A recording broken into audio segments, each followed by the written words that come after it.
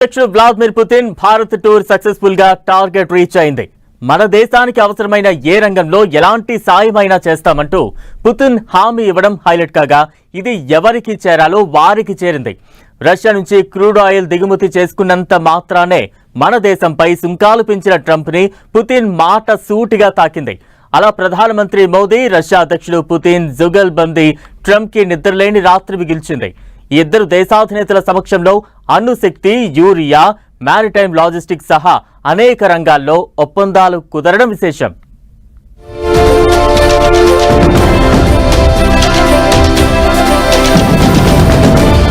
Putin 27 గంటల పర్యటన ప్రపంచ సమీకరణాలను మార్చేస్తుందా? భారత్తో న్యూక్లియర్ ఎనర్జీ, క్లీన్ ఎనర్జీ రంగాల్లో సహకారం, ఆయిల్, గ్యాస్, ఫ్యూయల్ సరఫరా భరోసా, రెండు దేశాల కరెన్సీలోనే ద్వైపాక్షిక వ్యాపారం.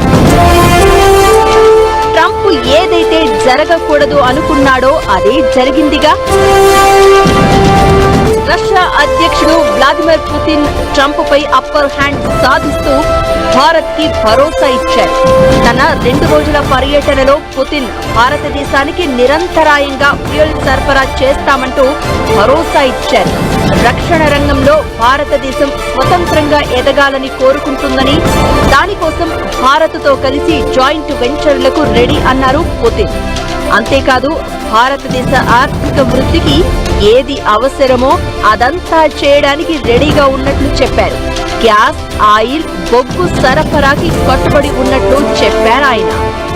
In the joint statement that we've adopted with Mr. Modi, we've delineated the priority objectives on the further reinforcements of our ties in the politics and security, economy, trade, in humanitarian and cultural spheres. As you saw yourself, we have signed an impressive package of intergovernmental, interagency and corporate agreements. Many of those agreements are intended to broaden the economic cooperation between Russia and India.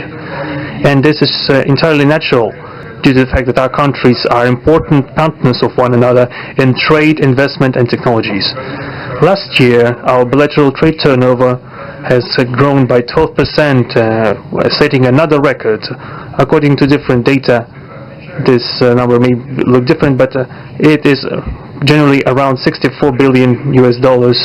Currently, we are forecasting that the results of this year will remain at the same impressive level. At the same time, as I perceive it, we are up to the task of getting this number to the level of $100 billion.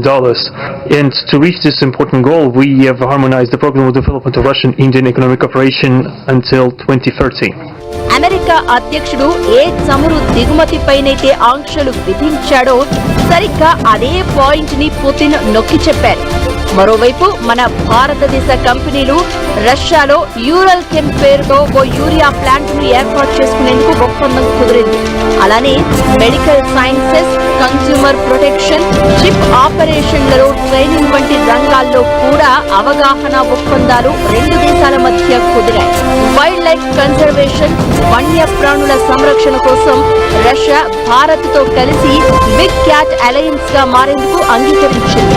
Food safety, maritime logistics సహా అనేక ఇతర ఒప్పందాలు కూడా Putin, Modi సమక్షంలో కుదిరాయి. ముందు మన ప్రధాని మోదీ మాట్లాడుతూ రష్యా భారత్ కి బాసటగా నిలిచినందుకు ధన్యవాదాలు తెలిపారు. అలానే రెండు దేశాల ఒప్పందాల మధ్య ఎనర్జీ సెక్యూరిటీ ఓ మూల స్తంభంగా ఉందని గుర్తు చేశారు.